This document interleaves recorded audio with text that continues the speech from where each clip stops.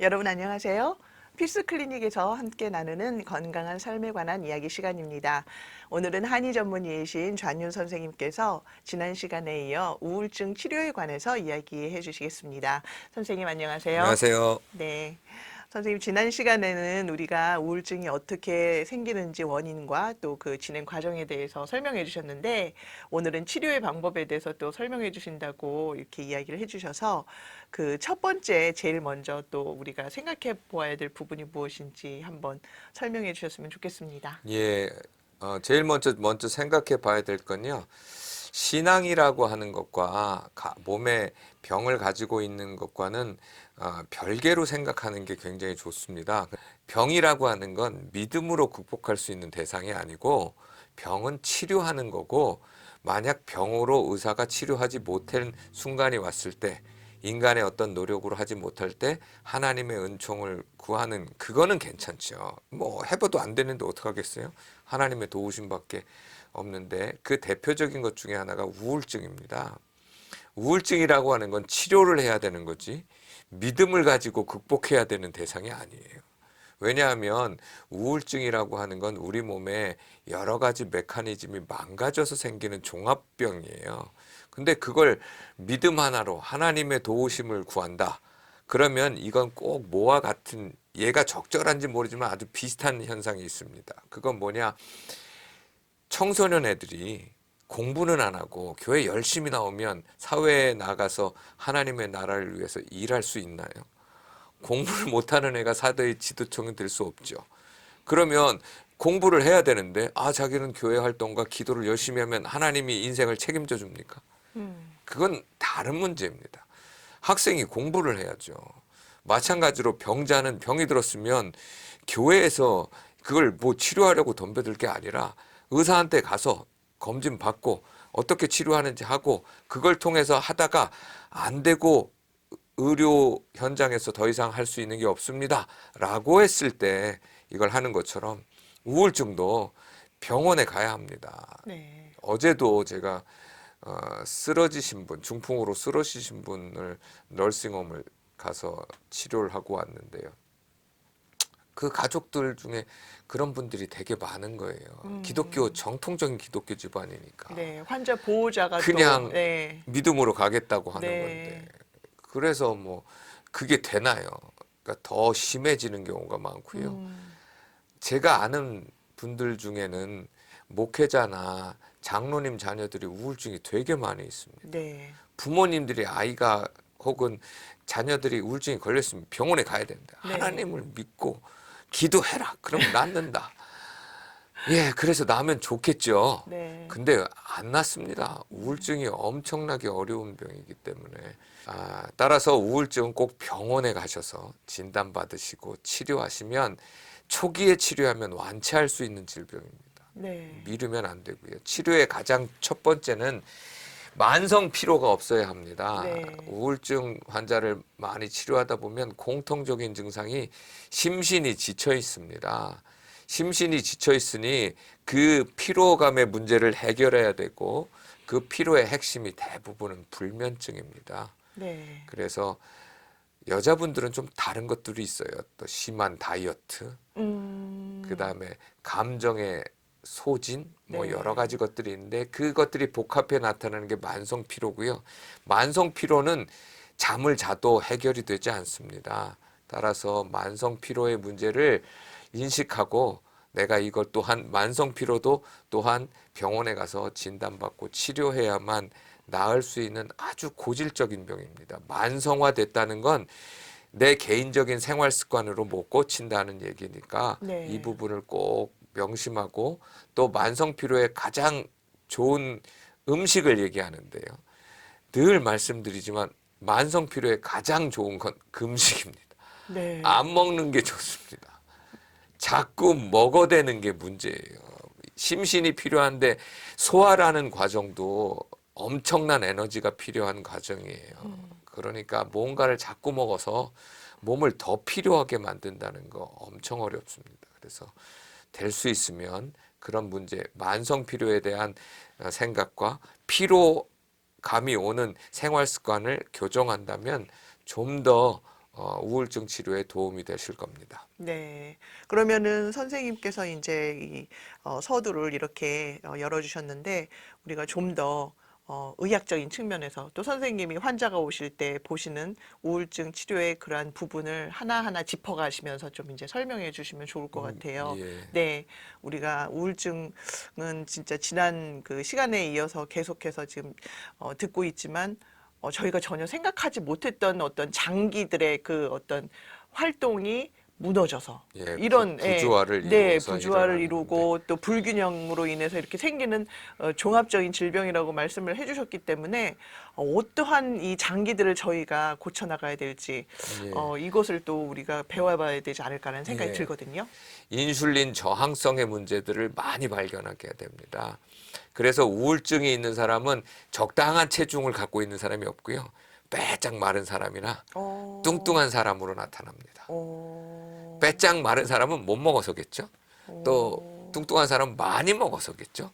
그러면 결국은 빼짝 마른 사람은 코티졸이라고 하는 호르몬이 많이 분비돼서 네, 스트레스 호르몬이 높아져서 네, 네, 네. 식욕이 없어지는 분들이고, 또 반대로 뚱뚱한 분은 코티졸이 호르몬이 분비가 돼서 식욕을 자극해 갖고 식욕이 왕성해져서 인슐린에 저항성이 생겨서 몸의 곳곳에 지방이 많이 생기게 되는 거죠. 네. 이런 모든 출발이 스트레스인데, 그 스트레스 중에 사람들이 생각하지 못하는 것이 정신적인 스트레스만 알고 있지 몸에 대한 스트레스를 모르고 있어요. 그게 바로 체형의 변화입니다. 네, 그래서 대부분 우울증 환자들은 목이 거북목이에요. 네, 일자목이나 거북목이에요.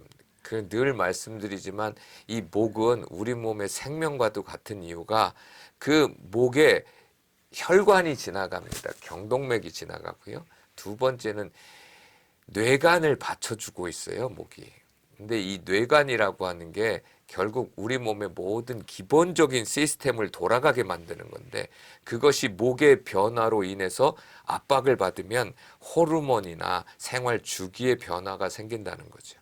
따라서 우리 많은 분들이 바른 자세, 부모님들이야 나 공부할 때 바른 자세로 해라 라고 하는 이유가, 바른 자세가 될 때 목이 역시차 커브를 대고, 역시차 커브가 되면 뇌관이 정상화돼서 집중력도 향상이 되고 호흡도 좋아지고 혈액순환도 좋아지고 호르몬의 균형도 맞춰질 수 있는 거죠. 네. 근데 여기가 문제가 되면 우리 몸에 언밸런스가 생기고, 그것이 결국 우리 몸의 언밸런스는 우리 몸의 대사를 떨어뜨리고, 그러면 우리 몸의 감정도 떨어져서 결국 도전 정신이 없어지고 회피 반응이 많이 일어난, 혹은 너무 과항진되게 걱정하거나 과항진되게 일을 많이 하는 중독에 걸리다 결국 번아웃이 돼서 탈진이 돼서 우울증이 걸리게 됩니다. 네. 따라서 바른 자세, 특별히 목이 역시자를 만들 수 있도록 하는 그것을 하게 되고, 몸의 구조 분석을 통해서 하게 되는데, 목과 척추, 골반과 발목에 대한 교정들을 하게 되죠. 네. 제가 지난주에 이 방송을 접하신 분이, 그러면 본인이 지금 그 어떤 그 척추나 골반에 균형을 이루었는지 안 이루었는지를 알려면 아무래도 그럼 정형외과 가서 그 엑스레이를 찍어보는 게 가장 정확하지 않겠냐, 이렇게 저한테 질문을 해오신 분이 계시거든요. 정확합니다. 그 사진을 찍는 게 좋고요. 네. 근데 그 전제 조건은 병이 있을 땐 사진을 찍어도 되고, 네. 정상인들은 사진을 찍을 필요가 없습니다. 네. 그러니까 만약에 내가 허리 통증이 있거나 예. 목 통증이 있거나 이러면 찍어보는 게 되게 중요하고, 네. 그런데 내가 아무런 이상 없는데 검진을 하기 위해서 엑스레이를 찍는 건 잘못된 거고. 네. 예. 알겠습니다. 그리고 선생님이 오늘 이 방송을 위해서 저에게 주신 자료에서 이 우울증 치료 중에 코를 치료하는 그게 중요하다라고 그런 자료를 받아보고서 제가 네. 굉장히 궁금했어요. 코 치료는 왜 우울증과 관련이 있을까? 예, 네. 그거는 우리 얼굴의 구조를 좀 이해해야 되는데요. 우리 얼굴은 이렇게 됐지만 여기 이 머리가 다 차여 있는 거라고 사람들이 생각을 하지만 실제로 머리에는 공간이 되게 많이 있습니다. 네.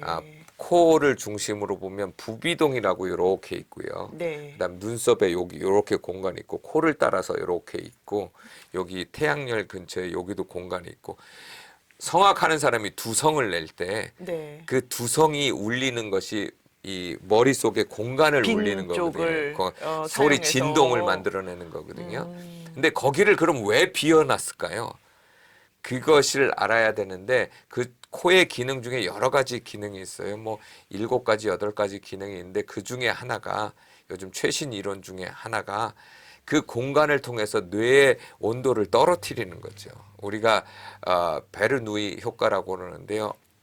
그 컵에다가 물을 넣어놓고 빨대를 T자형 빨대를 꽂고 후 불면 물이 빨려 나가죠. 네. 그러니까 물을 이 위에 공기가 지나가면 공기가 다른 공기를 땡기니까 그 빨대에 물이 다 있는 부분을 물을 끌어올리는 끌어올려서, 효과죠. 그래서 네. 분사가 되잖아요. 네, 네, 네. 마찬가지로 우리 몸에 이 부비동이나 이런 공간은 우리가 호흡을 할 때, 특별히 코호흡을 할 때 공기가 지나다녀요. 네. 그러면 공기가 지나다니면서 혈액순환을 만들거나 아니면 코를 풀 때 콧물이 나오게 만들어주는 효과를 내는 거예요. 근데 그게 막혀 있으면 네.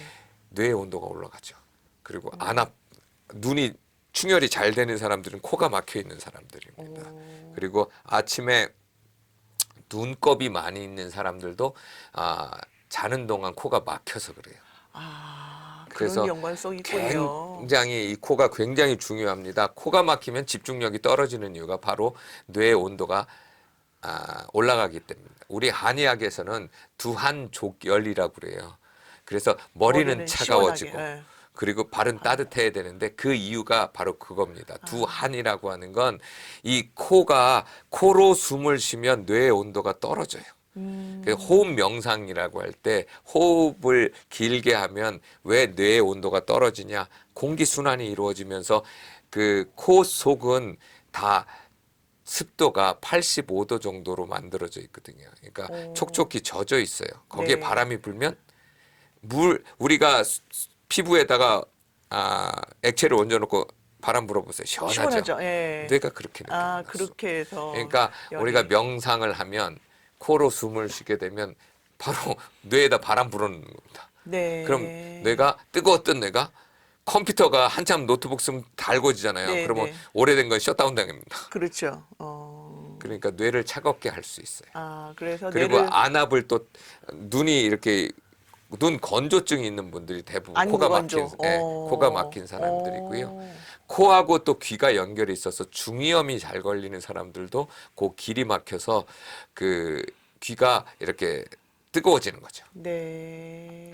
그래서 입으로 숨을 쉬면 안 되고 네. 반드시 코로 숨을 쉬어야 됩니다. 그럼 그래서 우울증을 치료할 때 코세척을 하게 하고요. 코세척해도 별 효과가 없으면 코 석션을 합니다. 이렇게 집어넣어갖고 코를 빼냅니다. 네. 아니면 EV인후과 가서 코 섹션 해오라고 합니다. 그렇게 자가적으로도 할 수 있습니다. 그 코에 그 카테타를 넣고 자기가 이렇게 쭉 집어넣고 한 이만한 거 집어넣고 이렇게 하면 콧물이 빠지거든요. 네. 그래서 그러면 코가 시원해지면 머리가 시원해지는 걸 느낄 수 있어요. 그래서 결국은 우울증이라고 하는 건 우리 몸에 언밸런스가 생기는데 그 무드의 변화가 우리 혈액의 산소 포화도하고 깊은 관련이 있고 우울증의 핵심은 뇌에 있거든요. 네, 그러니까 네. 뇌가 제 기능을 못하는 건 결국 산소 공급에 문제가 되기 때문에 그런 코 문제도 꼭 살펴보면서 치료를 합니다. 네, 오늘은 우울증 치료에서 간과하기 쉬운 부분 혹은 저희가 전혀 생각해보지 못했던 치료의 접근 방법에 대해서 배워보는 시간이었습니다. 이에 더하여 우리의 이 분주하고 바쁘게 돌아가는 삶에서 진정한 쉼과 안식이 하나님으로부터 채워지는 저와 여러분이 되시기를 소망하면서 오늘은 여기서 인사드리겠습니다. 선생님, 감사합니다. 감사합니다.